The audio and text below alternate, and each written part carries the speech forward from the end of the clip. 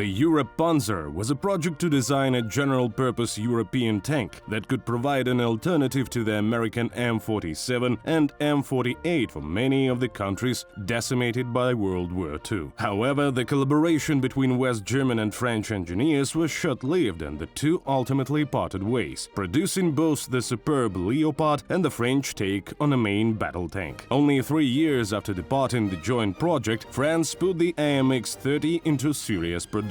It was one of the lightest classic layout main battle tanks. Even the Germans took an interest in the vehicle and tried to put a quantum of the Leopard into the little Frenchman. They replaced the engine, optics, roller wheels, and even the tracks. The prototype was called Super AMX-30, pretty ambitiously. The plan was to export the modification to Saudi Arabia, but no buyers were found and only one tank was ever built. However, the German upgraded AMX-30 modification is now available to War Thunder players, still in France's premium tech tree. This modification can be easily distinguished from the standard AMX-30 vehicle by the MG machine gun on its commander's turret and 20.7mm machine gun instead of the twinned 20mm autocannon.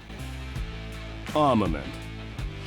The armament is inherited from the standard AMX-30. It's quite a serious 105mm cannon with non-rotating heat armor with 400mm penetration, ACPR shells that can penetrate 340mm at a kilometer range, and high explosive and smoke shells. It has no automatic loaders, but it has the ammunition load of 50 rounds, 22 of which are in the first-order armor rack. The remaining ammunition is located in a huge unit at the front of the hull. We don't recommend loading it. It's worth nothing that the machine guns have a huge armor capacity. Take advantage of this to mark enemies for your team and prevent them from returning fire.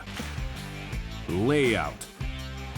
The vehicle has a completely traditional layout. The engine and transmission are located in the rear part of the hull, and the driver's seat is in the front along with a large ammo rack that you can get rid of by loading no more than 22 shells. The rest of the crew, the commander, gunner, the loader, are all densely spaced in the turret.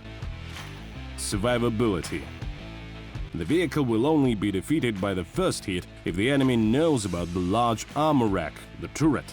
Otherwise, the chance of saving 2 crew members is quite high, in no small part thanks to the large gun breech, dividing the space inside the turret in half. It has a 79mm frontal armor at 69 degrees at the front and a 50mm at the 78 degrees at the rear, better than those of many similar class vehicles. The only downside is the large lower armor plate, which is just 79mm thick at an angle of 45 degrees. The turret is lightly armored. Its armor is 30 to 150mm thick. However, the area for a direct hit from the front is small, and if you are moving, a hit would be a real miracle. The side and rear are the same as its peers. 30-35mm plus 6mm screens and a 41.5mm in the turret are going to protect you from autocannons. Fair enough. The roof is 8 to 20mm thick. In general, ricochets at the front will happen even more often compared to Soviet vehicle.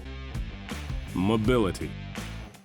Very good. 23 horsepower per ton, the Leopard has less. The vehicle's operating speed is 40 km per hour off-road, its maximum speed is 65 km per hour moving forward and up to 27 km per hour in reverse. You might choose any tactics. The astonishment of the enemies on Leopards is guaranteed. How to use.